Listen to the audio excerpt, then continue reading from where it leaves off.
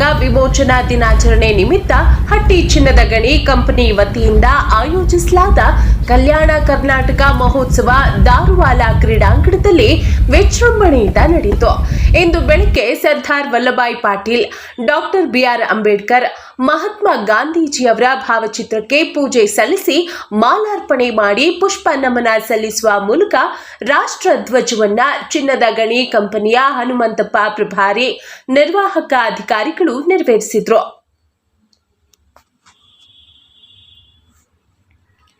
ನಂತರ ಮೈದಾನದಲ್ಲಿ ವಿವಿಧ ಶಾಲೆ ವಿದ್ಯಾರ್ಥಿಗಳಿಂದ ಶಿಸ್ತಿನ ಪೆರೇಡ್ ನಡೆಯಿತು. ಇಂದು ನಿಜಾಮರಿಂದ ಮುಕ್ತಿ ಪಡೆದು 7 ಜಿಲ್ಲೆಗಳಲ್ಲಿ ಅಖಂಡ ಭಾರತವನ್ನ ಸೇರ್ಪಡೆಗೊಂಡ ದಿನವಾದ ಕಾರಣ ಕಲ್ಯಾಣ ಕರ್ನಾಟಕ ಉತ್ಸವದ ದಿನವಾಗಿ ಪ್ರತಿ ವರ್ಷ ಸೆಪ್ಟೆಂಬರ್ 17ರಂದು ಆಚರಿಸಲಾಗುತ್ತದೆ. ಪೆರೇಡ್ನಲ್ಲಿ ಭಾಗವಹಿಸಿದ ವಿವಿಧ ಶಾಲಾ ಮಕ್ಕಳಿಗೆ ಪ್ರಥಮ, ದ್ವಿತೀಯ, ತೃತೀಯ ಬಹುಮಾನ ನೀಡಿ ಗೌರವಿಸಲಾಯಿತು. ಈ ಸಂದರ್ಭದಲ್ಲಿ ಹಟ್ಟಿ ಚಿನ್ನದ ಕಂಪನಿಯ ಅಧಿಕಾರಿಗಳಾದ ರವಿಕುಮಾರ್, ಸುರೇಶ್, ರಮೇಶ್, ವಿಶ್ವನಾಥ್, ನವೀನ್, ಡಾಕ್ಟರ್ ವಸಂತ್ ಕುಮಾರ್ ಹಟ್ಟಿ, ಪೊಲೀಸ್ ಠಾಣೆಯ ಪಿಎಸ್ಐ ಆದ ಧರ್ಮಣ್ಣ ಸೇರಿದಂತೆ ಇನ್ನೂ ಅನೇಕ ಮುಖಂಡರು ಮತ್ತು ಅಧಿಕಾರಿಗಳು ಈ ಸಂದರ್ಭದಲ್ಲಿ ಪಾಲ್ಗೊಂಡಿದ್ದರು.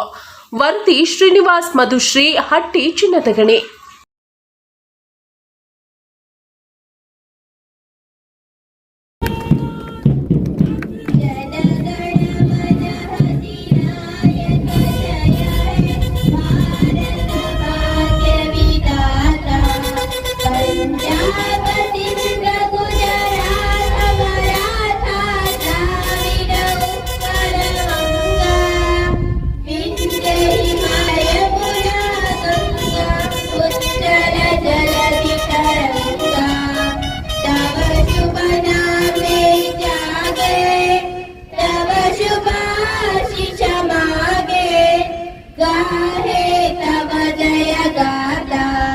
जनगण मंगलदायक जय हे भारत भाग्य विधाता जय हे जय हे जय हे जय जय जय जय हे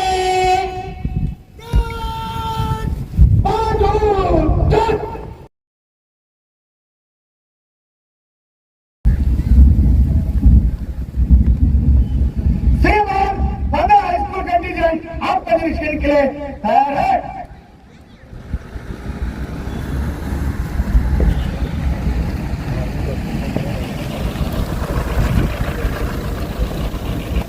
ಈಗ ಸನ್ಮಾನ್ಯರಿಂದ ಪಥವೀಕ್ಷಣೆ ಕಾರ್ಯಕ್ರಮ.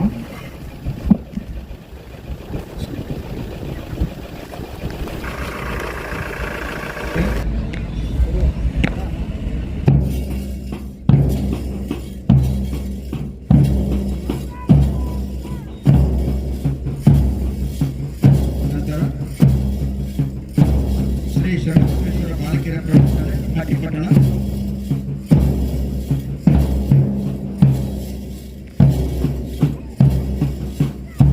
ನಂತರ ಡಾಕ್ಟರ್ ಇ.ಎಸ್. ಸೀಮಠ್ ಪ್ರೌಢಶಾಲೆ ಹಟ್ಟಿಪಟ್ಟಣ,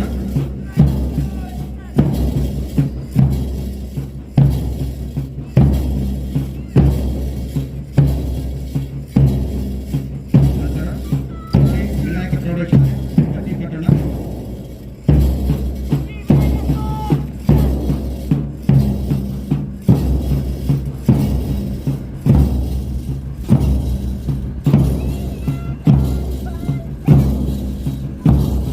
ನಂತರ ಮಸ್ಕಿ ಅಬ್ದುಲ್ಲಾ ಮೆಮೋರಿಯಲ್ ಪ್ರೌಢಶಾಲೆ ಹಟ್ಟಿಪಟ್ಟಣ,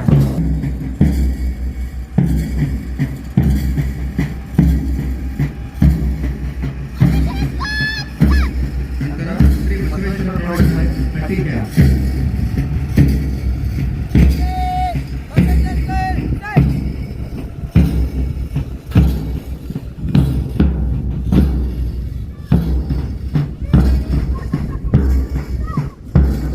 ಇದರಿಂದ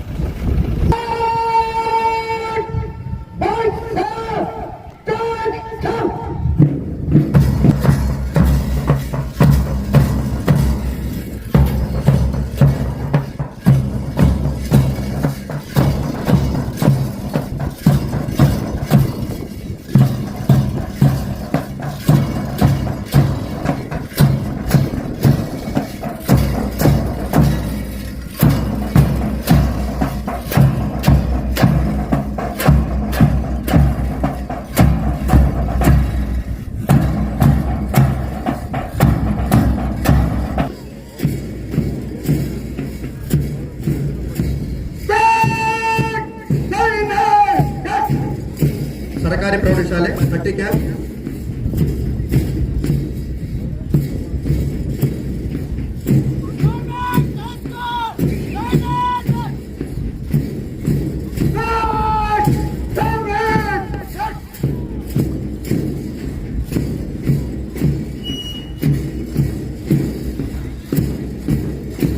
ಶ್ರೀ ಶರಣಬಸವೇಶ್ವರ ಬಾಲಕಿಯರ ಪ್ರೌಢಶಾಲೆ ಹಟ್ಟಿಪಟ್ಟಣ.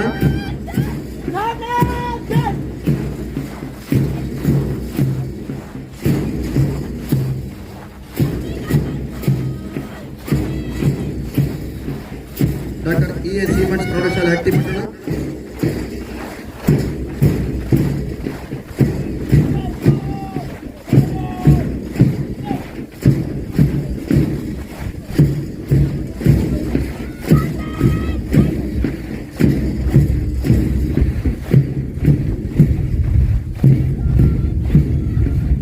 ಶ್ರೀ ವಿನಾಯಕ ಪ್ರೌಢಶಾಲೆ ಹಟ್ಟಿಪಟ್ಟಣ.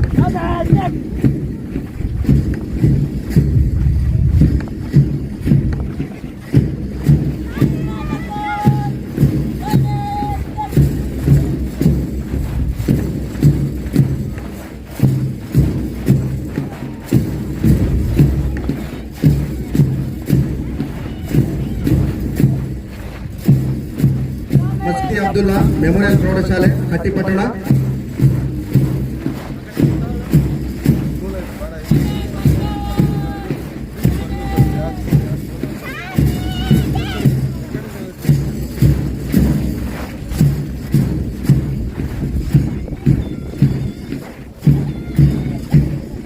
ಶ್ರೀ ಅಮರೇಶ್ವರ ಪ್ರೌಢಶಾಲೆ ಹಟ್ಟಿಪಟ್ಟಣ.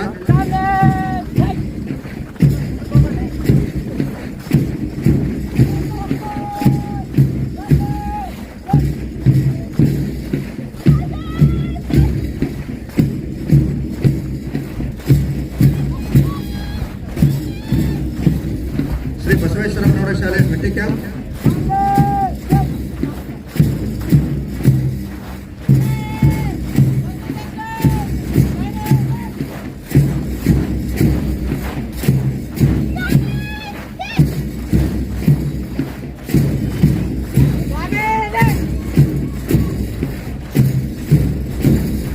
ಕೇಂದ್ರೀಯ ವಿದ್ಯಾಲಯ ಶಾಲೆ ಹಟ್ಟಿ ಚಿನ್ನದಗಡಿ.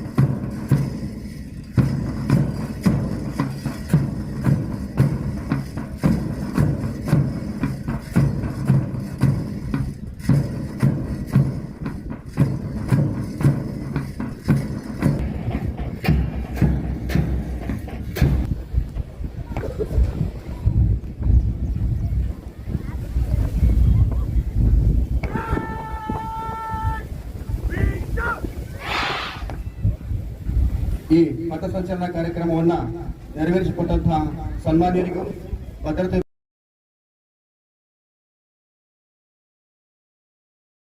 ನಮಸ್ಕಾರ. 76ನೇ ಕಲ್ಯಾಣ ಕರ್ನಾಟಕ ಯುವಜನ ದಿನಾಚರಣೆ ಅಂಗವಾಗಿ ಇಲ್ಲಿ ನೆರೆದಿರುವಂಥ ಕಾರ್ಮಿಕ ಬಂಧುಗಳೇ, ಕಾರ್ಮಿಕ ಮುಖಂಡರೇ, ಅಧಿಕಾರಿಗಳೇ ಅಡ್ಡಿ ಸಮಸ್ತ ನಾಗರಿಕ ಬಂಧುಗಳೇ, ಶಿಕ್ಷಕರೇ, ಮಕ್ಕಳೇ, ಪತ್ರಿಕಾ ಮಾಧ್ಯಮ ಪ್ರತಿನಿಧಿಗಳೇ ಹಾಗೂ ಇಲ್ಲಿ ಸೇರಿರುವ ನನ್ನ ಸಹೋದರ ಸಹೋದರಿಯರೇ, ಕಲ್ಯಾಣ ಕರ್ನಾಟಕವು ಬೀದರ್ ಅಂದರೆ ಕರ್ನಾಟಕದ ಒಂದು ಕಿರೀಟ ಇದ್ದಂಗೆ ಅಲ್ಲಿಂದ ಪ್ರಾರಂಭವಾಗಿ ಕಲಬುರಗಿ ತಮಗೆಲ್ಲ ಗೊತ್ತಿದ್ದಂತೆ ವಿಶೇಷ ಒಂದು ಇದೆ. ಅಲ್ಲಿ ಎಲ್ಲ ಜಾತಿ ಧರ್ಮಗಳ ದೇವಸ್ಥಾನಗಳಿದೆ. ಅದಂಥ ಯಾದಗಿರಿ ತಮಗೆ ಗೊತ್ತಿರೋ ಅದೊಂದು ಕೋಟೆ ಇದ್ದಂಥ ಒಂದು ಪ್ರದೇಶ. ರಾಯಚೂರು ತಮಗೆಲ್ಲ ಗೊತ್ತಿರುವಂತೆ ಇದು ಒಂದು ಜಿಲ್ಲೆ, ಎರಡೂ ನದಿಗಳ ಮಧ್ಯದಲ್ಲಿ ಇರುವಂಥ ಜಿಲ್ಲೆ. ಒಂದು ಕಡೆಗೆ ತುಂಗಭದ್ರಾ ನದಿ, ಇನ್ನೊಂದು ಕಡೆಗೆ ಕೃಷ್ಣಾ ನದಿ. ಮತ್ತು ಇಲ್ಲಿ ಅಗ್ರಿಕಲ್ಚರ್ ಒಂದು ಪ್ರಾಮುಖ್ಯತೆಯನ್ನು ಕೊಟ್ಟಿರುವಂತಹ ಒಂದು ಜಿಲ್ಲೆ. ಅದೇ ರೀತಿಯಾಗಿ ನಮ್ಮ ದೇಶಕ್ಕೆ ಚಿನ್ನವನ್ನು ಕೊಡ್ತಕ್ಕಂಥ ಒಂದು ಜಿಲ್ಲೆ ಅಂದ್ರೆ ಅದು ಹಟ್ಟಿ ಗ್ರಾಮ. ಅದೇ ರೀತಿಯಾಗಿ ಕರ್ನಾಟಕ ಮತ್ತು ದೇಶಕ್ಕೆ ಪವರ್ ವಿದ್ಯುತ್ ಶಕ್ತಿಯನ್ನು ಸರಬರಾಜು ಮಾಡತಕ್ಕಂಥ ಒಂದು ಕೇಂದ್ರ ಇರುವಂತದ್ದು ನಮ್ಮ ರಾಯಚೂರು ಜಿಲ್ಲೆಯಲ್ಲಿ. ಅದಾದ ನಂತರ ಕೊಪ್ಪಳದ ವಿಶೇಷ ಬಗ್ಗೆ ತಮಗೆಲ್ಲರಿಗೂ ಗೊತ್ತಿದೆ. ನಂತರ ಬಳ್ಳಾರಿ ಮತ್ತು ವಿಜಯನಗರ ಇದೇ ಒಂದು ಎರಡು ತಿಂಗಳ ಹಿಂದೆ ಒಂದು ಹೊಸ ಜಿಲ್ಲೆಯಾಗಿ ಉದ್ಭವ ಆಗಿದೆ. ಈ ಜಿಲ್ಲೆಗಳನ್ನು ಒಳಗೊಂಡಂತ ನಮ್ಮ ಕಲ್ಯಾಣ ಕರ್ನಾಟಕ ಅಂದ್ರೆ ಆಗಿನ ಹೈದರಾಬಾದ್ ಕರ್ನಾಟಕ ಒಂದು ಹಿಂದುಳಿದ ಪ್ರದೇಶ ಅಂತೇಳಿ ತಮ್ಮೆಲ್ಲರಿಗೂ ಗೊತ್ತಿದೆ. ಆದ್ರೆ ಹಿಂದುಳಿಕೆ ಅದು ನಿಮ್ಮೆಲ್ಲರ ಒಂದು ನಿರ್ಲಕ್ಷ್ಯ ಅಂತ ಹೇಳ್ಬೋದು. ಇಲ್ಲಿ ನಮ್ಮಲ್ಲಿ ಎಲ್ಲಾ ಸಂಪನ್ಮೂಲಗಳು ಇದ್ದಾವೆ, ಎಲ್ಲರೂ ಎಜುಕೇಟೆಡ್ ಇದ್ದಾವೆ, ಎಲ್ಲಾ ಕ್ಷೇತ್ರದಲ್ಲಿ ನಾವು ಪರಿಣಿತರಾಗಿದ್ದೀವಿ. ಆದ್ರೂ ನಮ್ಮ ಈ ಒಂದು ಭಾಗಕ್ಕೆ ಹಿಂದುಳಿದ ಪದವಿಯನ್ನು ಒಂದು ಕಿರೀಟ ಏನು ಕೊಟ್ಟಿದ್ದಾರೆ ಬಿರುದು, ಅದು ತಪ್ಪು ಅಂತ ನನಗೆ ಅನಿಸ್ತಾ ಇದೆ. ಓಕೆ, ಇಂದು ನಮ್ಮ ಕಲ್ಯಾಣ ಕರ್ನಾಟಕ ಪ್ರದೇಶದ 76ನೇ ವಿಮೋಚನಾ ದಿನಾಚರಣೆಯನ್ನು ಅತ್ಯಂತ ಸಂಭ್ರಮದಿಂದ ನಾವೆಲ್ಲರೂ ಇಂದು ಆಚರಿಸುತ್ತಿದ್ದೇವೆ. ಎಲ್ಲರಿಗೂ ಈ ಶುಭ ಸಂದರ್ಭದಲ್ಲಿ ಕಲ್ಯಾಣ ಕರ್ನಾಟಕ ವಿಮೋಚನಾ ದಿನಾಚರಣೆ ಹಾರ್ದಿಕ ಶುಭಾಶಯಗಳನ್ನು ತಿಳಿಸುತ್ತಾ, ಇಂದಿನ ಕಾರ್ಯಕ್ರಮದ ಬಗ್ಗೆ ನಾನು ತಮ್ಮ ಮುಂದೆ ಒಂದೆರಡು ಮಾತುಗಳನ್ನು ಇಡಲು ಇಷ್ಟಪಡ್ತೇನೆ. ಭಾರತವು ಬ್ರಿಟಿಷರಿಂದ ಆಗಸ್ಟ್ 15, 1947ರಂದು ಸ್ವತಂತ್ರವನ್ನು ಪಡೆದುಕೊಂಡಿತ್ತು. ಆ ಸಂದರ್ಭದಲ್ಲಿ ಹೈದರಾಬಾದ್ ಕರ್ನಾಟಕ, ನಾನು ಈಗೇನು ಹೇಳಿದಂಗೆ, ಅದು ನಮಗೆ ಸ್ವತಂತ್ರವನ್ನೇ ಸಿಗಲಿಲ್ಲ. ಭಾರತಕ್ಕೆ ಸ್ವತಂತ್ರ ಮಾತ್ರ ಸಿಕ್ಕಿತ್ತು, ಈ ಒಂದು ಪ್ರದೇಶಕ್ಕೆ ಸ್ವತಂತ್ರ ಬಂದಿರಲಿಲ್ಲ. ಯಾಕೆಂದ್ರೆ ಅದು ತಮಗೆಲ್ಲ ಗೊತ್ತಿದ್ದ ವಿಷಯ. ಹಾಗೆ ಆಗಿನ ಕಾಲದಲ್ಲಿ ನಮ್ಮ ಈ ಪ್ರದೇಶವನ್ನು ಆಳ್ವಿಕೆ ಮಾಡ್ತಕ್ಕಂಥ ಹೈದರಾಬಾದ್ ನಿಜಾಮರು ಒಂದು ಸ್ವತಂತ್ರವನ್ನು ಭಾರತ ಒಕ್ಕೂಟದಲ್ಲಿ ಸೇರಲು ಇಷ್ಟಪಡಲಿಲ್ಲ. ಈ ಪ್ರದೇಶದಲ್ಲಿ ನಾವೆಲ್ಲ ಏನಿದ್ರು ಆಗಿನ ಜನ, ಅವರೆಲ್ಲ ಬಹುತೇಕರು ಭಾರತ ಒಕ್ಕೂಟದಲ್ಲಿ ಸೇರಲು ಬಹಳಷ್ಟು ಪ್ರಯತ್ನ ಪಡೆದ್ರು. ಆದ್ರೆ ಅದು ಸಾಧ್ಯವಾಗಲೇ ಇಲ್ಲ. ಈ ಸಾಧ್ಯವಾಗಲಿಕ್ಕೆ ಕಾರಣ ಏನಂತಂದ್ರೆ, ಆಗಿನ ನಿಜಾಮರಾದ ಹೈದರಾಬಾದ್ ನಿಜಾಮರು ಒಂದು ಸಂಸ್ಥೆ, ಖಾಸಗಿ ಸಂಸ್ಥೆಯನ್ನು ಸ್ಥಾಪನೆ ಮಾಡ್ತಾರೆ. ಈ ಒಂದು ಹೋರಾಟ ಮತ್ತು ಹತ್ತಿಕ್ಕಲು ಇಲ್ಲಿಯ ಜನರಿಗೆ ಸ್ವತಂತ್ರವನ್ನು ಕೊಡಬಾರದಂತೇಳಿ ತಾವೊಂದು ನಿರ್ಧಾರ ಮಾಡಿ ಒಂದು ಸೈನ್ಯವನ್ನು ಮಾಡ್ತಾ ಇದ್ದಾರೆ. ಅದಕ್ಕೆ ತನ್ನ ಒಬ್ಬ ಬಲಗೈ ಬಂಟನಾದಂತ ಕಾಸಿಂ ರಜ್ವಿ ಎಂಬರ ಮುಖ್ಯಸ್ಥನಾಗಿ ಮಾಡಿ ಈ ಹೋರಾಟ ಮತ್ತು ಈ ಗಲಭೆಗಳನ್ನು ಹತ್ತಿಕ್ಕಲು ಬಹಳಷ್ಟು ಪ್ರಯತ್ನವನ್ನು ಮಾಡ್ತಾನೆ ಅಂತೇಳಿ ತಮ್ಮೆಲ್ಲರಿಗೂ ಗೊತ್ತಿದ್ದಂತ ವಿಷಯ. 1947 ಜುಲೈ ತಿಂಗಳಲ್ಲಿ ಹೈದರಾಬಾದ್ ನಿಜಾಮನು ಈ ಹೋರಾಟ ನಿರತರ ಮೇಲೆ ಒಂದು ಬಂಧನಕ್ಕೆ ಆದೇಶವನ್ನು ನೀಡ್ತಾ ಇದ್ದಾನೆ ಮತ್ತು ಸ್ವತಂತ್ರ ಸೇನಾನಿಗಳನ್ನು ಬಂಧಿಸಿ ಹೈದರಾಬಾದ್ ನಿಜಾಮ ಸಾರ್ವಭೌಮತ್ವವನ್ನು ಸಂರಕ್ಷಿಸುವ ಜವಾಬ್ದಾರಿ ಹೊತ್ತ ರಜಾಕರನ್ನು 3,000ಕ್ಕೂ ಹೆಚ್ಚು ಹೋರಾಟಗಾರರನ್ನು ಬಂಧಿಸಿ ಜೈಲಿಗೆ ಹಾಕಿದ್ದಾರೆ. ಹೀಗಾಗಿ ಜೈಲುಗಳೆಲ್ಲ ತುಂಬಿ ಹೋಗಿದ್ದವು. ಹೈದರಾಬಾದ್ ನಿಜಾಮ ಈ ನಿರ್ಧಾರವು ಸ್ಥಳೀಯರ ಕಂಗಣಿಗೆ ಗುರಿಯಾಗಿತ್ತು. ಆಗ ಸಮರೋಪಾಧ್ಯಾಯದಲ್ಲಿ ಜನರು ವಿಮೋಚನಾ ಚಳವಳಿಗೆ ಧುಮುಕಿದರು. ಅದರಲ್ಲಿ ಸ್ವಾಮಿ ರಮಾನಂದ ತೀರ್ಥರು ಒಂದು ಮುಖ್ಯತ್ವವನ್ನು ವಹಿಸಿಕೊಂಡು ಈ ಚಳವಳಿಯಲ್ಲಿ ನಡೆಸ್ತಾ ಇದ್ದಾರೆ ಅಂತ ಹೇಳಿ ತಮಗೆಲ್ಲ ಗೊತ್ತಿರುವಂತಹ ವಿಷಯ. ಅದೇ ರೀತಿಯಾಗಿ ಭಾರತ ಸರ್ಕಾರ ಮತ್ತು ಹೈದರಾಬಾದ್ ನಿಜಾಮರ ಮಧ್ಯೆ ಒಂದು ಒಪ್ಪಂದ ಆಗ್ತದೆ, ಗಡಿ ಒಪ್ಪಂದ ಅಂತೇಳಿ. ಅದು ಸ್ಟ್ಯಾಂಡ್ ಸ್ಟಿಲ್ ಅಗ್ರಿಮೆಂಟ್ ಅಂತೇಳಿ. ಇದರ ಪ್ರಕಾರ ಭಾರತೀಯ ಸೇನೆಯು ಹೈದರಾಬಾದ್ ಸರ್ಕಾರವನ್ನು ಮುಟ್ಟುವಂತಿರಲಿಲ್ಲ, ಅಂದ್ರೆ ಅವ್ರ ಮೇಲೆ ಏನು ದಾಳಿ ಮಾಡಂಗಿಲ್ಲ. ಮತ್ತೆ ಈ ಒಪ್ಪಂದದ ಪ್ರಕಾರ ಮಿಲಿಟರಿ ಪಡೆಯನ್ನು ಕಾರ್ಯಾಚರಣೆಗೆ ಇಳಿಸಲು ಸಾಧ್ಯವಿರಲಿಲ್ಲ. ಆಗ ಭಾರತ ಸ್ವತಂತ್ರವಾಗಿತ್ತು. ಆಗ ನಮ್ಮ ಗೃಹ ಮಂತ್ರಿ ಆದಂತಹ ಉಕ್ಕಿನ ಮನುಷ್ಯ ಸರ್ದಾರ್ ವಲ್ಲಭಾಯ್ ಪಟೇಲರು ಒಂದು ಕಾನೂನು ಮಂತ್ರಿಗಳಿಗೆ ಸಲಹೆಯನ್ನು ಕೇಳ್ತಾರೆ. ಆವಾಗ BR ಅಂಬೇಡ್ಕರ್ ಒಂದು ಸಲಹೆಯನ್ನು ಕೊಡ್ತಾ ಇದ್ದಾರೆ. ಆ ಸಲಹೆ ಏನಂತಂದ್ರೆ, ಈ ಮಿಲಿಟರಿಯಿಂದ ನಾವು ಕಾರ್ಯಾಚರಣೆ ಮಾಡಿದರೆ ಅದು ಬೇರೆ ಫಾರಿನ್ ಕಂಟ್ರಿಗಳಿಗೆ ಒಂದು ತಪ್ಪು ಮಾಹಿತಿ ಹೋಗ್ತಾ ಇದೆ. ಅದನ್ನ ಬಿಡ್ಬೇಕಂತಂದ್ರೆ ನಾವು ಪೊಲೀಸ್ ಮೂಲಕನೇ ಒಂದು ಕಾರ್ಯಾಚರಣೆ ಮಾಡಿ ಅವರ ನಿಜಾಮರ ಆ ಸಂಸ್ಥಾನವನ್ನು ನಾವು ಗೆಲ್ಲಬೇಕಂತ ಹೇಳ್ತಾ ಇದ್ದಾರೆ. ಅದಕ್ಕೆ ಆಪರೇಷನ್ ಪೋಲೋ ಎಂಬ ಹೆಸರಿನಲ್ಲಿ ಪೊಲೀಸ್ ಕಾರ್ಯಾಚರಣೆ ನಡೆಸ್ತಾ ಇದ್ದಾರೆ. ನಡೆಸಿದ ನಂತರ ಹೈದರಾಬಾದ್ ನಿಜಾಮನ ಒಂದು ಏನಿದೆ ಸೈನ್ಯ ಸರೆಂಡರ್ ಆಗ್ತಾ ಇದೆ ಮತ್ತು ಅದರ ತಾನಾಗಿ ಸೋಲನ್ನು ಒಪ್ಪಿಕೊಂಡು ಹೈದರಾಬಾದ್ ನಿಜಾಮನು ಸೆಪ್ಟೆಂಬರ್ 17 ಅಂದ್ರೆ ಇವತ್ತಿನ ದಿವಸ 1948ರಂದು ತನ್ನ ಹೈದರಾಬಾದ್ ರಾಜ್ಯವನ್ನು ನಮ್ಮ ಭಾರತ ದೇಶದ ಒಕ್ಕೂಟಕ್ಕೆ ಸೇರಿಸಲು ಒಪ್ಪಿಗೆ ಕೊಡ್ತಾನೆ. ಇದೆಲ್ಲ ತಮಗೆ ಗೊತ್ತಿದಂತ ವಿಷಯ. ಈಗ ಇದರ ಬಗ್ಗೆ ಎಲ್ಲ ಒಂದು ಸಲಹೆ ಕೊಟ್ಟಂತ ಸಂವಿಧಾನ ಶಿಲ್ಪಿ ಡಾಕ್ಟರ್ BR ಅಂಬೇಡ್ಕರ್ ಅವರ ಒಂದು ಚಾತುರತೆ ಮತ್ತು ಸಮಯ ಪ್ರಜ್ಞೆ, ಅದೇ ರೀತಿಯಾಗಿ ಉಕ್ಕಿನ ಮನುಷ್ಯ ಸರ್ದಾರ್ ವಲ್ಲಭಭಾಯಿ ಪಟೇಲರವರ ಒಂದು ಗಟ್ಟಿನ ನಿರ್ಧಾರದಿಂದ ಈ ಭಾಗ ಅಂದ್ರೆ ಆಗಿನ ಹೈದರಾಬಾದ್ ಕರ್ನಾಟಕ, ಈಗಿನ ಕಲ್ಯಾಣ ಕರ್ನಾಟಕ ವಿಮೋಚನೆಯನ್ನು ಪಡಿತಾ ಇದೆ. ಅದೇ ಇವತ್ತಿನ ದಿವಸ. ಅದು ತಮ್ಮೆಲ್ಲರಿಗೂ ಗೊತ್ತಿದಂತ ವಿಷಯ.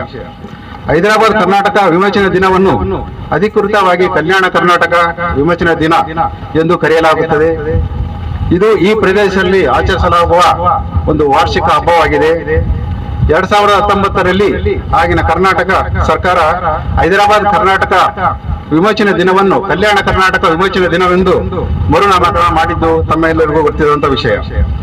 ಅದರಂತೆ ನಮ್ಮ ಹಟ್ಟಿಗೆ ಬರಬೇಕಂದ್ರೆ ಕಲ್ಯಾಣ ಕರ್ನಾಟಕ ಪ್ರದೇಶದಲ್ಲಿ ಹಟ್ಟಿಯೂ ಒಂದು ಭಾಗವಾಗಿದೆ. ಇದು ಆಗಿನ ಕಾಲದಲ್ಲಿ ಬಹಳಷ್ಟು ಹಿಂದುಳಿದ ಪ್ರದೇಶವಾಗಿತ್ತು. ಈಗ ನಾವೆಲ್ಲರೂ ಸತತ ಪ್ರಯತ್ನ ಮಾಡಿ ಈ ಭಾಗದ ಹಿಂದುಳಿಕೆಯನ್ನು ತೊಡೆದು ಹಾಕಲು ಮಾತ್ರದ ಸಾಧನೆಯನ್ನು ಮಾಡಲೇಬೇಕಾಗಿದೆ. ಅದಕ್ಕಾಗಿ ಕಂಪನಿಯು ತನ್ನ ಉತ್ಪಾದನಾ ವೆಚ್ಚವನ್ನು ಕಡಿಮೆ ಮಾಡಿ ಸುಧಾರಿತ ಉತ್ಪಾದನೆಯಲ್ಲಿ ತೊಡಗುವ ಮೂಲಕ ಉತ್ಪಾದನೆಯನ್ನು ಹೆಚ್ಚಿಸಲು ದಾರಿ ಸುಗಮ ಮಾಡಬೇಕಂತ ತಮ್ಮಲ್ಲಿ ಕೇಳಿಕೊಳ್ತೇನೆ. ಹಟ್ಟಿಯು ಒಂದು ಮಿನಿ ಭಾರತವಾಗಿದೆ. ತಮ್ಮೆಲ್ಲರಿಗೂ ಗೊತ್ತಿದೆ, ಇಲ್ಲಿ ಕಾಶ್ಮೀರದಿಂದ ಕನ್ಯಾಕುಮಾರಿ, ಗುಜರಾತಿನಿಂದ ಪಶ್ಚಿಮ ಬಂಗಾಳವರೆಗೆ ಎಲ್ಲಾ ದೇಶದ ರಾಜ್ಯದ ಜನರು ಇಲ್ಲಿ ಇರ್ತಾರೆ. ಎಲ್ಲಾ ಭಾಷೆಗಳನ್ನು ಇಲ್ಲಿ ಮಾತಾಡ್ತಾರೆ. ಮತ್ತೆ ಇಲ್ಲಿ ಎಲ್ಲರೂ ನಾವು ಒಗ್ಗಟ್ಟಾಗಿದ್ದೀವಿ. ಅದು ಬೇರೆ ಏನಾದ್ರೂ ವಿಷಯ ಇರಬಹುದು. ನಾವು ಬೇರೆ ಎಲ್ಲಾದ್ರೂ ಗಲಭೆ ಆದ್ರೂ ಹಟ್ಟಿಯಲ್ಲಿ ಅಂತೂ ನಾವು ಆ ಗಲಭೆ ಆಗಿದ್ದು ನೋಡಿಲ್ಲ. ಈಗ ಒಂದು 76 ವರ್ಷದಿಂದ ತಾವೆಲ್ಲ ನೋಡ್ತಾ ಇದ್ದೀರಿ. ನಾನು 30 ವರ್ಷದಿಂದ ನೋಡ್ತಾ ಇದ್ದೀನಿ. ಆ ಒಂದು ಗಲಭೆಗಳು ಬೇರೆ ಕಡೆ ಯಾವುದೇ ಕೋಮ ಗಲಭೆ ಆದ್ರೆ ಇಲ್ಲಿ ಮಾತ್ರ ಆಗೋದಿಲ್ಲ. ಯಾಕಂದ್ರೆ ನಾವು ಸೌಹಾರ್ದತೆಯಿಂದವಾಗಿ ಒಂದು ಬಾಳ್ವೆಯನ್ನು ಮಾಡ್ತಾ ಇದ್ದೀವಿ. ಮತ್ತು ನಮ್ಮ ಚಿನ್ನ ಉತ್ಪಾದಿಸುವ ಏಕೈಕ ಚಿನ್ನದ ಗಣಿ ಇಲ್ಲಿ ಹಟ್ಟಿಯಲ್ಲಿ ಇರ್ತದೆ. ತನ್ನ ಸಾಧನೆಯಿಂದ ಭಾರತದ ಮೆರುಗನ್ನು ಅದು ಹೆಚ್ಚಿಸುತ್ತದೆ. ಈವರೆಗೆ ನೌಕರರ ಸಕಾರಾತ್ಮಕ ವಿಚಾರ ಶಕ್ತಿ ಹಾಗೂ ಕಾರ್ಯತತ್ಪರತೆಯು ಹಟ್ಟಿ ಚಿನ್ನದ ಗಣಿಯನ್ನು ಮುನ್ನಡೆಸಿದೆ ಎಂದು ಹೇಳಲು ನನಗೆ ಬಹಳ ಹೆಮ್ಮೆ ಅನಿಸ್ತದೆ. ಮುಂಬರುವ ವರ್ಷಗಳಲ್ಲಿ ಉತ್ಪಾದನೆಯನ್ನು ದ್ವಿಗುಣಗೊಳಿಸಿ ತಮ್ಮೆಲ್ಲ ಸಹಕಾರ ಹಾಗೂ ಶ್ರಮದ ಅವಶ್ಯಕತೆ ಇದ್ದು ನೌಕರರ ಕಲ್ಯಾಣ ಕಾರ್ಯಕ್ರಮಗಳ ಮೂಲಕ ಅವರುಗಳ ಜೀವನ ಮಟ್ಟವನ್ನು ಎತ್ತರಕ್ಕೇರಿಸಲು ಗುರಿಯನ್ನು ಹೊಂದಲಾಗಿದೆ ಎಂದು ತಿಳಿಸುತ್ತಾ ಸಮಸ್ತ ಎಲ್ಲ ನೌಕರರಿಗೂ, ಅಧಿಕಾರಿಗಳಿಗೂ, ಪತ್ರಿಕಾ ಮಾಧ್ಯಮದವರಿಗೂ, ಹಟ್ಟಿಯ ಸಮಸ್ತ ನಾಗರಿಕ ಬಾಂಧವರಿಗೂ ಹಾಗೂ ಇಲ್ಲಿ ಸೇರಿರುವ ಎಲ್ಲರಿಗೂ ಮತ್ತೊಮ್ಮೆ ಕಲ್ಯಾಣ ಕರ್ನಾಟಕ ದಿನಾಚರಣೆಯ ಹಾರ್ದಿಕ ಶುಭಾಶಯಗಳನ್ನು ಸಲ್ಲಿಸುತ್ತಾ ನನ್ನ 2 ಮಾತುಗಳನ್ನು ಮುಗಿಸಿದ್ದೇನೆ. ಜೈ ಹಿಂದ್, ಜೈ ಕರ್ನಾಟಕ. ಈ ಒಂದು ಕಾರ್ಯಕ್ರಮದ ಕುರಿತು ಮಾತಾಡತಕ್ಕಂತ ಸನ್ಮಾನ್ಯರಿಗೆ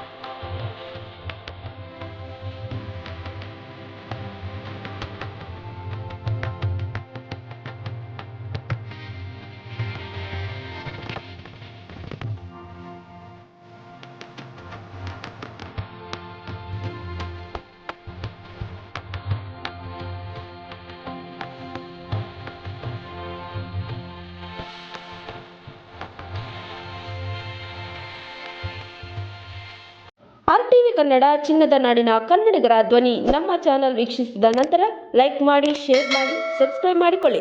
ರಾಯಚೂರು ಜಿಲ್ಲೆಯ ಪ್ರತಿನಿಧಿ ಶ್ರೀನಿವಾಸ್ ಮಧುಶ್ರೀ, ಹಟ್ಟಿ ಚಿನ್ನದ ಗಣಿ. ಧನ್ಯವಾದಗಳು.